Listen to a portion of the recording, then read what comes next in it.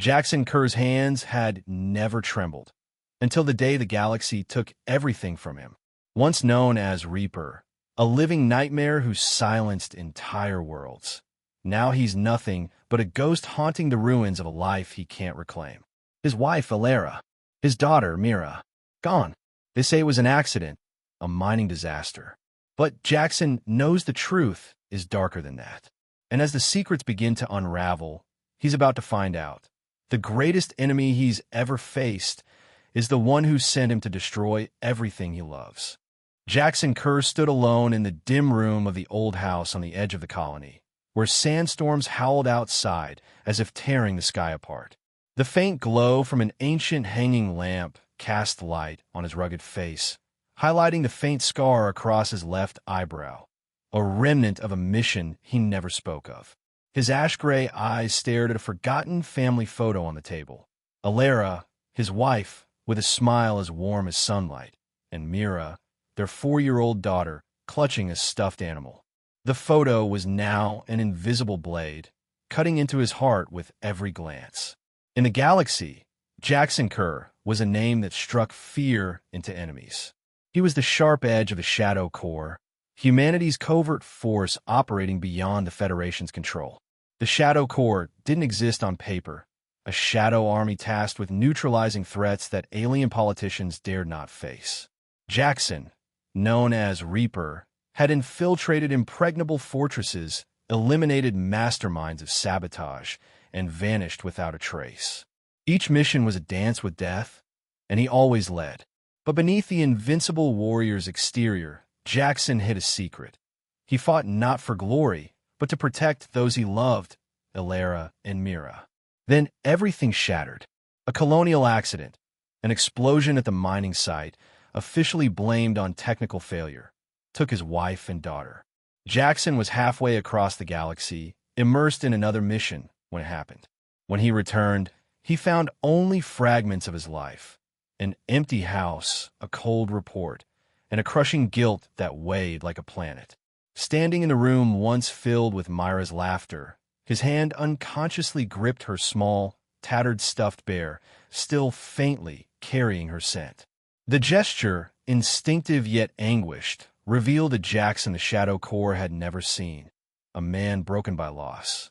Quitting wasn't an easy choice. The Shadow Corps was his life, his place. But every time he closed his eyes, he saw Alara and Mira, and the pain made his hands tremble when holding a weapon. He needed time, not to give up, but to find himself again. In a brief, encrypted meeting, he told his commander, "I need a break. Just for a while." His voice was steady, but his grip on the table's edge betrayed a storm of emotions he held back. The commander didn't argue. They knew Jaxon wasn't one to walk away lightly.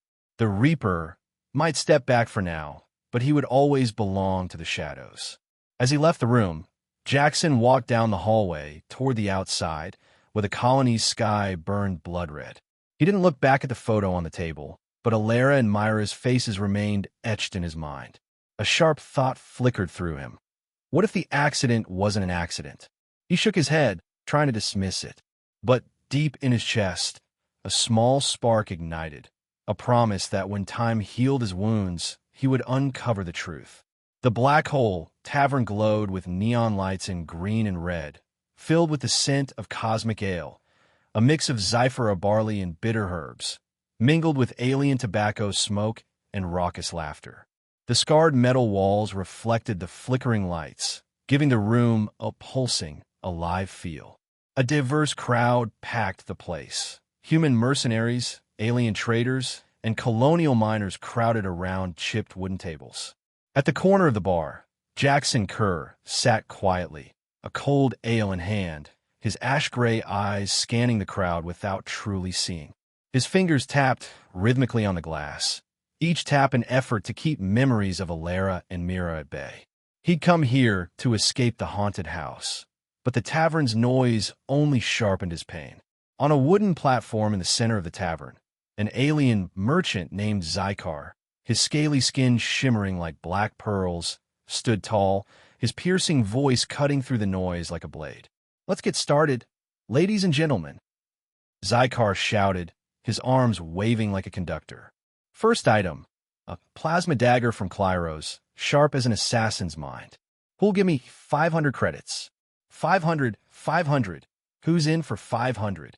His voice was rapid fire, each word delivered with a captivating rhythm that sparked cheers from the crowd. A mercenary raised a hand, then a traitor outbid him, pushing the dagger to 800 credits before Zycar slammed his gavel. Sold. The next item was a battered nano-armor suit. Once saved a general in the Belt War. Zycar boasted, his voice soaring, almost singing. The crowd roared. A few hands shot up, shouts blending with laughter. Jaxon took a sip of his ale, its bitterness sliding down his throat like a reminder of the days he'd fought in armor like that. He didn't care about daggers or armor, until Zycar held up a small metal cage containing a soft, white-furred creature with round, star-like eyes. A Lunara. Small, smart, senses its owner's emotions. Perfect for lonely souls. Zycar winked, slowing his cadence for emphasis before exploding. Starting at 400 credits. Who's got 400?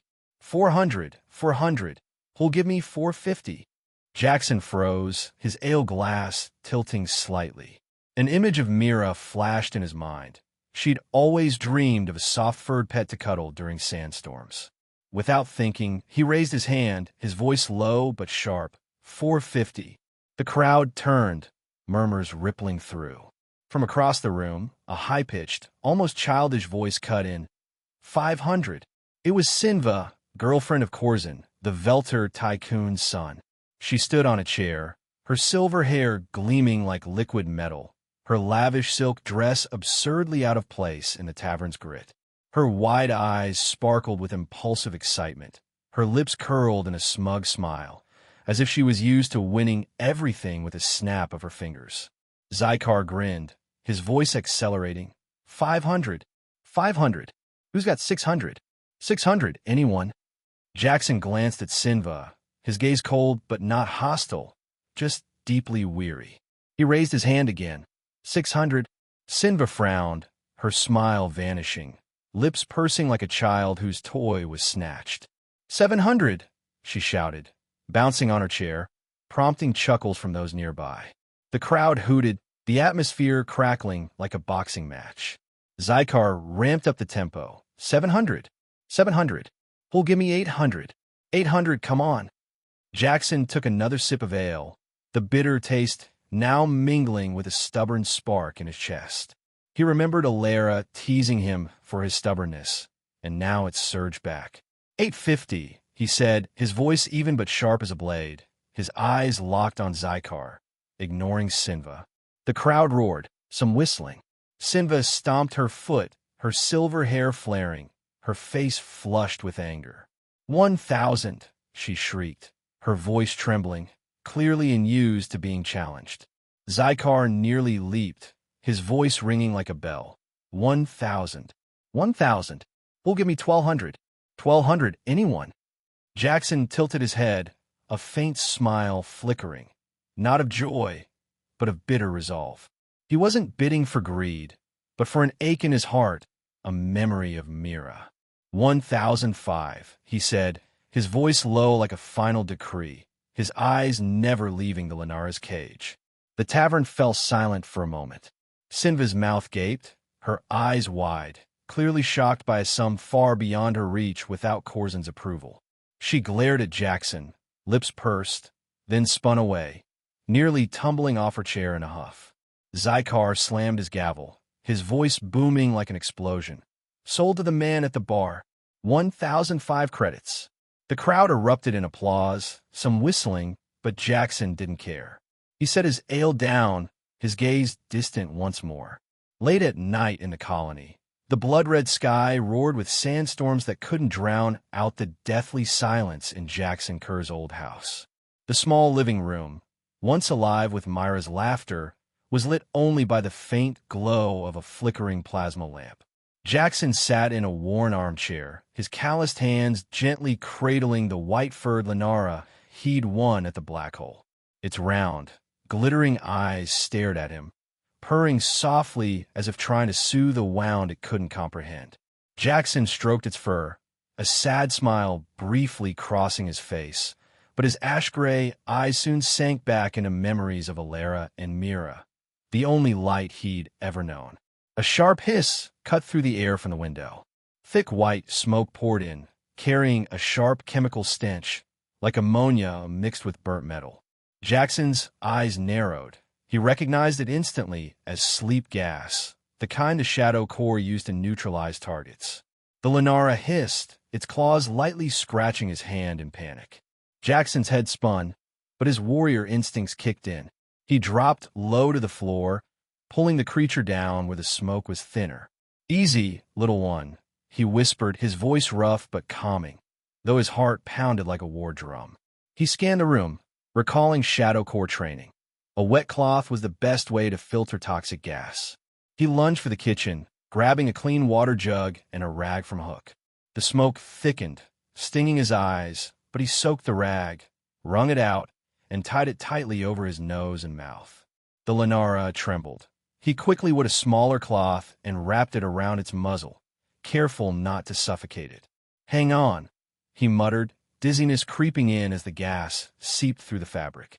Before he could fully regroup, the front door exploded open with a deafening bang. 6 masked figures in glossy black gear stormed in like a pack of predators, their weapons glinting in the dim light. A high-pitched, familiar female voice rang out through a mask. "Found it yet?" Jaxon froze. The arrogant, impulsive tone reminded him of the silver-haired girl from the tavern, but he couldn't be sure. Before he could draw the dagger hidden under his chair, a sharp whoosh sliced the air. A strange device, like a pulse gun, fired a blinding bolt that hit his chest like a sledgehammer. Jaxon collapsed, the Lunara slipping from his grasp, its desperate yowl echoing as he blacked out. When he came to, Jackson's head throbbed like it had been split open, his mouth bitter from the gas. He was bound tightly with plasma cords, wrists and ankles burning, his body dragged out to the front yard. The colony's icy wind whipped his face, but it couldn't mask the harsh laughter of the figures surrounding him. 6 masked assailants formed a circle, their dark silhouettes stark against the red sand under flickering streetlights. A tall, broad figure, clearly the leader, stepped forward, his voice cold and metallic through the mask. "Who do you think you are?" he growled, his tone dripping with authority. "Challenging me at the tavern? In this colony, no one dares cross me. You're the first fool to try." He leaned in, his hot breath hissing through the mask, inches from Jackson's face. "And everything has a price."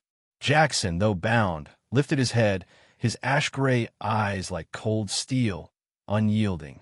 His silence enraged the leader, who snarled and slammed a fist into Jackson's jaw. Blood trickled from his lip, but Jaxon didn't flinch. Shadow Core had trained him to endure pain. The group descended, fists and boots raining down like a storm. One thug smashed a rifle, but into his shoulder, bones cracking. Another kicked his knee, forcing him to collapse, the plasma cords cutting into his flesh. The leader spat on Jackson's face, the warm liquid dripping down his chin, prompting hyena-like laughter from the others. "Look at him, pathetic as trash," one shouted, voice distorted through a mask. "You don't belong here, worm," the leader growled, landing another punch to Jackson's gut, doubling him over, breath choking in his throat. Amid the pain, Jaxon heard clattering from his rover. A thug in a skull-shaped mask rifled through the compartment, pulling out the photo frame of Alara and Mira. He held it up, cackling, "Ha, the old man had a family." The group roared with laughter, some whistling mockingly. The leader snatched the photo, glanced at it, and tossed it to the ground. "That stupid woman messed with my father's business. Got what she deserved," he muttered, almost to himself, his tone dripping with contempt but tinged with unease, as if he'd said too much. Jaxon, despite the pain, felt a spark of suspicion. Did he know Alara? But before he could process it, another thug stepped forward, spraying a pungent liquid, a glowing blue plasma accelerant, like gasoline mixed with sulfur, across the house. The chemical stench made Jaxon cough through the rag, still tied over his mouth. "Burn it!" the high-pitched female voice screamed, wild with excitement. A thug struck a spark, and flames erupted, devouring the old wooden walls. The crackling roar filled the air, black smoke billowing, and Jaxon heard the Lunara's desperate wail from inside. He thrashed, the cords cutting deeper, but the group held him down, forcing him to kneel and watch the house burn. "Look, you fool!" the leader bellowed, yanking Jackson's hair to force his face up. "That creature was supposed to be ours. You picked the wrong side, and this is the price." The Lunara's cries faded, then stopped, leaving only the fire's roar. Jaxon clenched his teeth, eyes stinging, not from smoke but from the pain of losing the last thing he had. The group kept jeering, some kicking him again. Another spat, the saliva mixing with blood on Jackson's face. "You're garbage, not part of this colony," the leader repeated, sneering, then grabbed the shattered photo from the ground. He tore it in two, letting Alara and Myra's images scatter before Jaxon like fragments of his heart. Pathetic, he smirked, landing a final punch to Jackson's temple. "Sleepworm." Jackson's vision blurred, the world fading to black, but before he passed out, he saw Myra's photo, her innocent smile, lying on the red sand, swept away by the wind. Then darkness. In the opulent office atop Velter Tower, blue plasma lights illuminated reinforced glass walls, reflecting the colony's blood-red sky where sandstorms raged. Velter, the colony's most powerful tycoon, sat in a chair of imported Clyros leather, his sharp claws tapping rhythmically on a polished obsidian desk. His silver hair, impeccably groomed, gleamed under the light, but his narrow eyes flickered with restrained anger and unease. Before him, a holographic screen blinked, displaying Tormek, the Federation's top official in the colony. Tormek's gray-green, scaly skin remained still, but his eyes glinted as if weighing every word. "I hear there's trouble at the colony's edge," Velter said, his voice low and sharp, each word chosen to mask his irritation. "A house burned, a human dealt with. I need the Federation to clean it up, as usual." He leaned forward, his cold gaze locking onto Tormek. "No traces, Tormek." "No questions." He paused, fingers tightening, as if sensing danger from someone else's mistake. Tormek nodded slowly, his voice smooth but tinged with weariness. "As always, Velter. The cleanup team will handle it." The screen went dark, leaving Velter in oppressive silence. He stood, walking to the window, gazing down at the red sand streets flickering with mining lights. A faint smile crossed his lips, not joy, but the confidence of a man used to buying silence. Yet deep in his chest, a flicker of unease stirred. This trouble felt less tidy than before. At the site where Jaxon Kerr's house once stood, only ash and charred debris remained, blending into the red sand under the storm.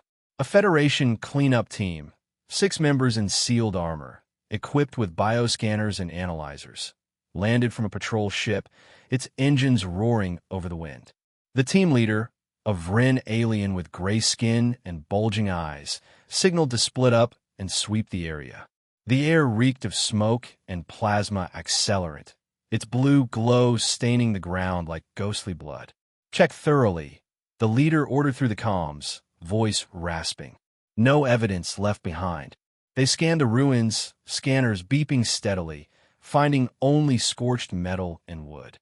No bodies, no blood, no signs of struggle. KLYSS, a young technician with trembling hands adjusting his scanner, paused at a small mound of red sand just outside the wreckage. Barely the size of a box, it was carefully shaped, marked by a warped metal shard like a makeshift grave. KLYSS knelt, his scanner beeping rapidly but detecting no biosigns. "Captain, what's this?" he asked, voice shaky, eyes fixed on the mound as if entranced. The leader glanced over, frowning. "Probably a pet. Irrelevant. Keep moving." But KLYSS lingered, fingers brushing the metal, a chill running down his spine, as if the mound whispered a secret. When the team returned to the ship, the leader noticed KLYSS was missing. "Where's KLYSS?" He barked through the comms, met only with static. They swept the site again, ship lights cutting through the red sand, but found no footprints or biosignals. A team member, voice trembling, muttered, "He was just here. I saw him at the grave." The leader clenched his jaw, eyes flicking to the eerie mound, now more haunting under the flickering light. "Report to base," he ordered, voice taut. "We've lost one." Meanwhile, at the shattered void, an infamous alien nightclub in the colony's heart, the air pulsed like a smelting furnace. Purple and red neon lights flashed to the beat of deafening electronic music. A multi-species crowd, mercenaries, traders, drunken miners, thronging the dance floor, wreathed in alien tobacco smoke. Corzin, tall and lanky, with shimmering silver hair, stood at the bar, gripping a glowing cocktail, his eyes glinting with arrogance and unease. His girlfriend, the silver-haired girl with the shrill voice, had gone to the restroom over an hour ago. He called out, voice initially commanding, "Hey, get out here!" No response. The crowd danced on, oblivious. He shoved through, slipping into a dim hallway leading to the restrooms, where faint lights and a chemical stench hung heavy. He pounded on the door, his voice now tinged with panic. "Stop messing around. Come out." Silence. He kicked the door open, revealing an empty room. No trace, not even a strand of silver hair. Only a cracked mirror hung on the wall, reflecting his frantic eyes. A chill crawled down his spine. At dawn in the colony, the blood-red sky roared with sandstorms beyond the reinforced glass of Velta Tower. In a lavish top-floor office, Velter sat behind his obsidian desk, pale blue plasma light accentuating his sharp features and narrow, blade-like eyes. His claws tapped steadily, but his gaze flickered, a rare sign of unease. In the hallway, Corzin, his son, stood trembling, silver hair gleaming under the lights, hands clenched as if suppressing panic. He knocked on the door, each tap echoing like a plea for help. The steel door slid open, and Velter gestured with a flick of his hand, his voice low and icy. "Speak." Corzin took a deep breath, trying to maintain his usual arrogance, but his voice trembled. "Last night, I dealt with a human at the colony's edge. He dared challenge me at the black hole. His house was burned, and he was taught a lesson." He paused, eyes darting around the room as if the shadows were eavesdropping. "But the girl with me, she vanished. At the shattered void, after going to the restroom. Father, I need you to find her." His claws scratched at his palms, his eyes betraying panic, like a cornered animal. Velter didn't respond immediately, his sharp gaze dissecting Corzin, weighing how much trouble his son's recklessness had caused. At that moment, a sharp click sounded from the door. A delivery drone, small as a metal bird, glided in, dropping a package. A black metal box the size of a book, its surface etched with strange alien patterns that shimmered like solidified darkness. Corzin frowned, stepping forward to pick it up, his trembling fingers prying open the lid. A scream shattered the air like breaking glass. Inside was an alien hand, gray-green scales, claws severed, dried blood crusted around a clean plasma cut. Beside it lay a skull-shaped mask, its crude markings identical to one worn by Corzin's crew last night. "Him! He did this!" Corzin screamed, voice cracking with terror, the box clattering to the floor. He stumbled back, crashing into the wall, face pale, eyes wide as if they might pop out. "He can't be alive. I saw him go down." Velter rose, stepping toward the box, his eyes cold but his fingers gripping the desk's edge, betraying a flicker of tension. He knelt, examining the hand, cold, precisely severed, a message from someone who knew what they'd done. The skull mask, with its hollow eye sockets, seemed to sneer at Corzin's panic. "Calm down," Velter commanded, his voice sharp as steel, cutting through his son's hysteria. He pressed a button on the desk, summoning his private guard, alien mercenaries in black armor, plasma rifles gleaming. "Escort Corzin to the Federation building," he ordered, eyes fixed on his son. "It's safe there. Go now." Corzin, still trembling, muttered, "He can't," before the guards dragged him out, his footsteps echoing down the hall. Velter returned to his desk, activating a holographic screen to contact the gray-skinned alien heading security. "Find out about this human," he ordered, voice like ice. "Name's Jaxon Kerr. Everything, background, activities, anything." He paused, eyes flicking to the hand and mask on the floor, a spark of suspicion flaring. "He's not ordinary." Hours later, the security chief returned, face tense. "Sir," he said, voice low, almost a whisper, "Jaxon Kerr, husband of Alara Kerr, the woman you ordered eliminated last year. She meddled in the plasma mining plans, leaking environmental impact data. But beyond that," he licked his lips, visibly uneasy. "Nothing. No military records, no transactions, no trace. Clean. Too clean." Velter's brow furrowed, claws tapping faster on the desk. A man with no trace in interplanetary databases? Impossible. He reactivated the hologram, calling Tormek directly. "I need you to query the data," he said, voice calm but laced with menace. "Jaxon Kerr. Find everything the Federation has on him. Records, transactions, anything. He's not ordinary, Tormek." Tormek nodded, his eyes flickering as if sensing a danger Velter hadn't yet grasped. "I'll check," Tormek replied, then cut the connection. An armored convoy, 12 vehicles, their metal tires grinding red sand, raced through the outskirts toward the Federation building. The lead vehicle, a hulking machine with a plasma cannon mounted on top, roared like a predator. Corzin sat in the central vehicle, his blast-proof vest tight against his chest, eyes darting frantically through the bulletproof window. The guard's comms crackled steadily. "Area secure. Keep moving." But Corzin felt no safety.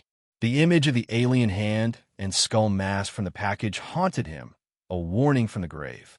Suddenly, a deafening explosion tore through the air. The lead vehicle erupted in blue flames, flipping over and blocking the convoy. "Ambush!" the guard captain shouted through the comms, but the signal cut out. From a sandstorm, a lone figure emerged, Jaxon Kerr, his gray eyes cold as steel, his old Shadow Core armor scarred with blood and sand. In his hand, a plasma dagger glowed, its blade humming like a burning soul. Without a word, he charged, swift as a phantom. The convoy halted, and 20 alien guards in black armor, plasma rifles gleaming, poured out, surrounding Jaxon. "Kill him!" the captain roared, but Corzin's vehicle didn't stop, its tires churning sand as it sped off, abandoning the guards. Jaxon smirked, hurling an EMP grenade into the group center. A white flash erupted, disabling the plasma rifles and comms of the 5 nearest guards. They panicked, firing useless weapons that clicked harmlessly. Jaxon lunged, his plasma dagger slicing through armor like paper, green-gray blood spraying under the vehicle lights.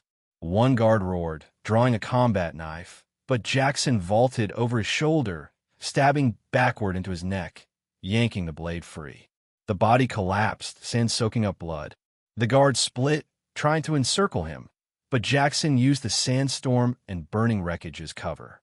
He tossed a smoke grenade, clouding their vision. "Where is he?" one shouted, but before his comrades could answer, Jaxon appeared behind, his dagger piercing a chest, the blue glow flashing like lightning.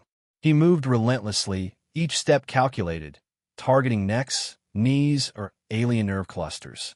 A hulking guard swung a rifle, but Jaxon ducked, slicing his Achilles tendon, then finishing with a thrust to the chest.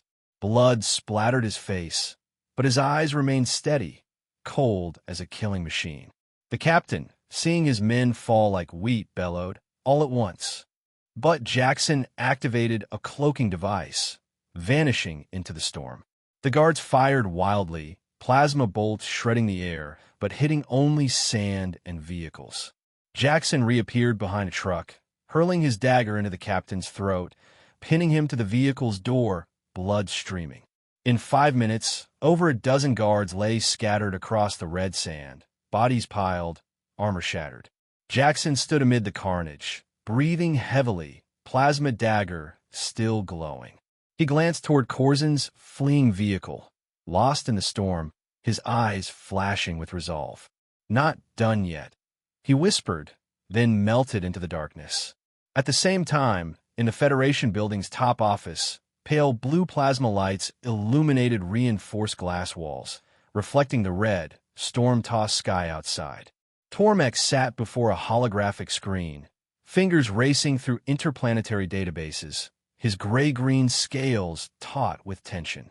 Jaxon Kerr's file appeared. A blank page, only a name and a blurry photo, no history, no transactions. Clean. Too clean, Tormek muttered, brows knitting, a flicker of unease in his glinting eyes. He activated an encrypted channel, contacting Federation headquarters. Voice low and sharp, find Jaxon Kerr's file. De deeper. A cold, almost robotic voice replied. Shadow Core. The channel cut off, no explanation.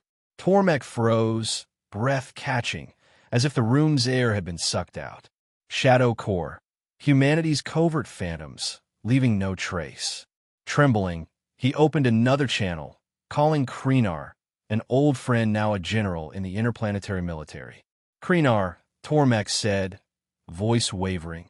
I need to know about Jaxon Kerr and Shadow Core. A heavy silence stretched, so long Tormek felt his heart pounding. Finally, Krenar answered, voice low as if from the grave. Codename Reaper. The channel cut, leaving Tormek in chilling silence. Reaper. The name struck like a blade, unearthing buried memories. Tormek recalled the Zorith operation years ago. Zorith, a rogue planet of traitors, protected by an impenetrable shield and firepower to crush fleets. No army could breach it, but the Federation sent the Reaper. In 2 days, every traitor diplomat was dead. No traces, no witnesses. A perfect massacre that made the Federation shudder. Tormek opened his eyes, blood draining from his face, hands shaking on the desk. Jaxon Kerr was the Reaper? A red alert flashed on Tormek's screen. He jabbed the button, and a frantic Federation soldier's voice blared. Corzin's convoy was attacked. One man wiped out the entire guard. Corzin escaped, but Tormek shot to his feet, his chair crashing behind him, sweat streaming down his gray-green scales. He activated a channel to Velter, hands shaking so badly he nearly dropped the device. When the Tycoon's face appeared, Tormek shouted, voice cracking with fear, Velter, you don't understand who we're dealing with. Jaxon Kerr is the Reaper, Shadow Core codename. He erased an entire autonomous zone on Zorith in 2 days. He's not human, he's a demon. Tormek's eyes were wild, his breathing ragged, as if the Reaper's shadow loomed in the room. At that moment, another alert flashed on Velter's screen. He pressed it, and a trembling voice from his private guard reported, Sir, Corzin's convoy was hit. The entire guard slaughtered. Only the young master escaped. Velter's claws dug into the obsidian desk, but his face remained stone, only his eyes glinting with rare fear. Tormek, he said, voice low, almost a whisper, Corzin's heading to the Federation building. Federation law protects. No slaughter, no conflict in neutral zones. Keep him safe. I trust you. Tormek, still trembling, nodded stiffly. I'll keep Corzin here, he replied, voice strained. But Velter, the Reaper, won't stop. In Velter Tower, pale blue plasma lights illuminated reinforced glass walls, reflecting the red, storm-ravaged sky outside. Velter stood before his glossy obsidian desk, claws gripping its edge, his sharp eyes flickering with unease. The news of Corzin's convoy, over a dozen guards killed by one man, haunted him. Reaper, he muttered, voice like a curse on himself. Suddenly, a sharp click sounded from the security system. Every screen in the office went black. Then a low, distorted voice echoed through the tower speakers. Velter, your power is a lie. Before Velter could react, a series of small explosions shook the lower floors. Jaxon's cloaked drones, metal orbs glinting like demon eyes, had infiltrated the ventilation, releasing smoke and triggering EMP grenades, disabling the guard team. The holographic screen flickered back on, showing Corzin, pale, bound in a dark room, a plasma dagger at his throat, blood trickling from a fake cut on his cheek. "Father, save me." Corzin's voice broke, desperate. Velter roared, slamming his hand on the desk, claws shredding the obsidian surface. "Bastard," he shouted, but the image vanished, replaced by blazing red text. "You can't protect him." Jaxon, from a hidden perch outside the tower, had hacked Velter's AI, crafting a fake image to strike at his only weakness, Corzin. The screen shifted, showing Velter himself, standing in this office, throat slit, blood streaming, eyes wide in horror. A perfect mock execution, making Velter stumble back in his chair, breath heaving. "No, impossible," he muttered, hands trembling as they touched his throat, as if feeling an invisible blade. Jackson's voice echoed cold. "You think money saves you? Your power is nothing to the Reaper." The security system, once impregnable with billions of credits, flickered and collapsed, doors locking, strobe lights flashing chaotically, disorienting Velter's senses. A piercing sound, metal screeching mixed with distorted laughter, blared relentlessly like a knife in his mind. Jaxon didn't stop. He hacked the colony's broadcast system, plastering every public screen with classified files. Velter's order to kill Alara, recordings of him bribing the Federation, and footage of him abandoning the colony during mining disasters. Red text scrolled, "Velter, murderer, coward." Outside the tower, the crowd stirred, shouts of outrage rising, eyes glaring at the once iconic spire. Velter, peering through the window, saw his face on every screen, exposed as a criminal. He clutched his head, claws scraping his scalp, muttering, "No, they can't know." His lifelong honor crumbled in an instant. The holographic screen flashed again, showing Corzin dragged into a dark room, a plasma dagger slicing his shoulder, his screams echoing. "You ordered Alara's death," Jackson's voice whispered, "and now your son pays." The image looped, Corzin's cries blending with the screeching noise, driving Velter into panic. He screamed, "Stop! I'll pay anything." But only Jackson's low laugh answered, like a death sentence. For the first time, Velter felt like prey, hunted, trapped. Money, power, connections, all useless against the shadow called the Reaper. He shakily activated an emergency channel, voice breaking. "Prep the shuttle. To the Federation building now." An armored helicopter with plasma engines landed on the roof. Velter scrambled aboard, claws tearing into the leather seat, eyes wild as he stared at the blood-red sky. The shuttle soared through the sandstorm toward the Federation building, the only neutral zone where interplanetary law might shield him. But even on board, the screens flickered, showing Jaxon standing in the storm, plasma dagger glowing, gray eyes like steel. "Run, Velter," his voice cut through sharp and low. "But I'm not in a hurry." Alara waited. "You'll wait too. And when I come, you'll beg to die." The screen went black, leaving only the storm's howl. Velter clutched his face, claws trembling, breath gasping as if suffocating. Images of Corzin's torture, the crowd's jeers, and Jackson's eyes haunted him. Power, honor, confidence gone. The man who once ruled the colony was now a fugitive, psyche on the brink, hunted by a nameless fear in the colony's shadows. In the Federation building, pale blue plasma lights flickered faintly, reflecting the red, storm-tossed sky through reinforced glass. Tormek stood in the safe room, gripping a plasma pistol, sweat gleaming on his gray-green scales. Corzin cowered in the corner, muttering about the Reaper, but Tormek tried to stay calm, telling himself, "Federation law is inviolable. I'm safe here." Suddenly, a thin, near-invisible gas hissed from the vents.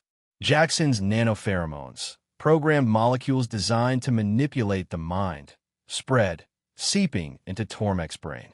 He froze, eyes clouding, as reality unraveled. Tormek found himself in a Federation courtroom, not as a leader, but a defendant. Familiar colleagues pointed, calling him traitor. "You sold out Alara to Velter," a voice roared. Tormek shook his head, shouting, "No, I didn't." But documents on the table, forged by Jaxon, showed his signature approving Alara's death. He tore them, but they reappeared, looping like a nightmare. Jaxon, from a hidden vantage outside, controlled the nanopheromones, trapping Tormek in an illusion matrix, a false reality where he faced Federation prosecution and betrayal. Reality shifted again. Tormek was running through a dark hallway, chased by Federation soldiers. "You're useless, Tormek," a colleague's voice echoed, but when he turned, no one was there. The voice whispered from the walls. "You think law saves you? You failed." Jaxon had hacked the internal audio, gaslighting Tormek, making him doubt his memory and judgment. Tormek clutched his head, muttering, "I'm the leader. I'm not wrong." But doubt gnawed at him, each whisper like a blade in his mind. Jaxon escalated. The nanopheromones triggered a new hallucination. Tormek locked in a sensory deprivation chamber. No light, no sound, only Jackson's voice in his head. "You let Alara die. You let the colony die. And now, you'll let Corzin die." Tormek screamed, pounding invisible walls, the void swallowing him. He saw Alara, blood streaming, eyes accusing. "Why, Tormek?" she asked, voice echoing. He collapsed, trembling, muttering, I didn't know." Jaxon set the final moral trap.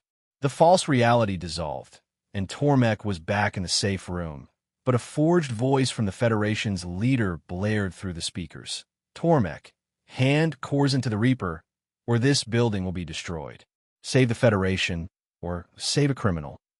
Tormek, mind in chaos, stared at Corzin cowering in the corner. "No, I can't," he muttered, but Jackson's voice whispered, "Choose, Tormek. You or him."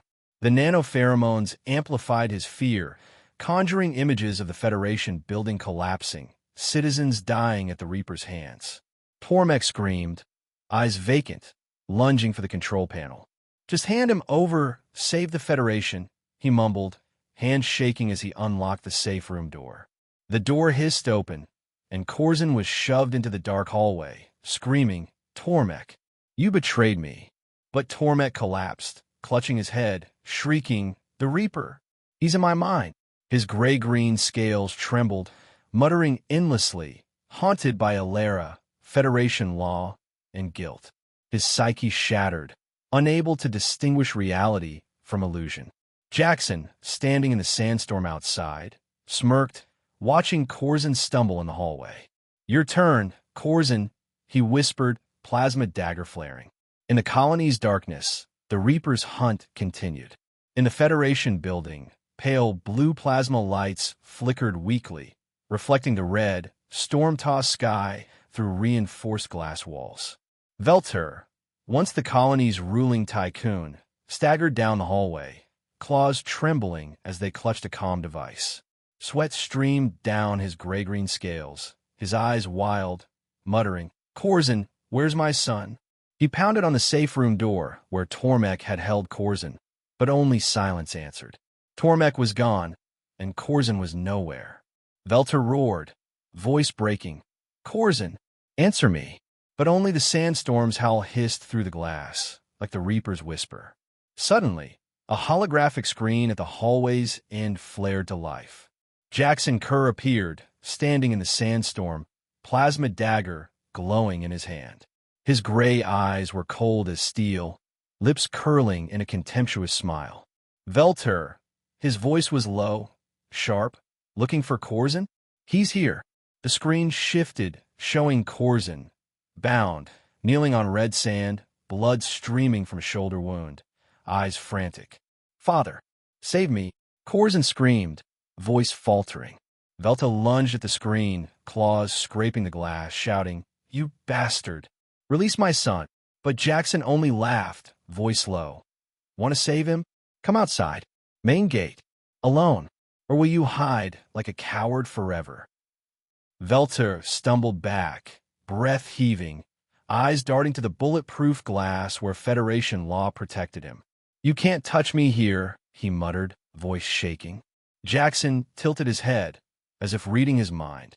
"Coward," he said, voice dripping with disdain. "You let Alara die for power. Now you'll let Corzin die for fear? You're no father." Jackson's words stabbed Velter's mind, amplifying guilt over Alara, dread of losing Corzin. The screen displayed a countdown, 10 minutes. Or Corzin dies. Jaxon vanished, leaving Corzin trembling, the plasma dagger at his throat. Velter clutched his head, claws digging into his scalp, muttering, "No, I have to save him." Guilt and Jaxon's fabricated hope stripped his clarity. He bolted for the main door, ignoring Federation law, ignoring safety. "I'll save my son," he roared, as if convincing himself. The door hissed open, and Velter stepped out, facing the red sandstorm and a gathering crowd of colonists. Hundreds of faces, miners, victims' families, those exploited by Velter, stared, eyes burning with rage. From a hidden perch on a sand dune, Jaxon activated a brief message through the public speakers. Velter ordered Alara's death. "He exploited you, left you to die in the mines. Now he's here. Justice is yours." The words ignited years of pent-up fury. The crowd roared, raising metal rods, stones, and bare fists. "Murderer," one shouted. "Hey," another bellowed.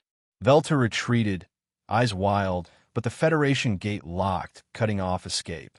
He realized the brutal truth. Jaxon didn't need to kill him. The people would. From the crowd, Corzin was shoved forward, stumbling, hands bound. "Father!" he screamed, but Velter stood frozen, breath choking. Jaxon had released Corzin, not to save him, but to let both father and son face justice. The crowd surged like a breaking wave. A stone struck Velter's shoulder, then a metal rod slammed his back. Corzin fell, dragged away, his screams blending with the mob's roars. "No! Stop!" Velter bellowed, but his claws were useless against the fury. The crowd tore at them, punching, kicking, ripping their armor. Gray-green blood splattered the red sand, mingling with the storm. Jaxon stood on the dune, plasma dagger dimming, gray eyes coldly watching the chaos. "Alara," he whispered, "they've paid."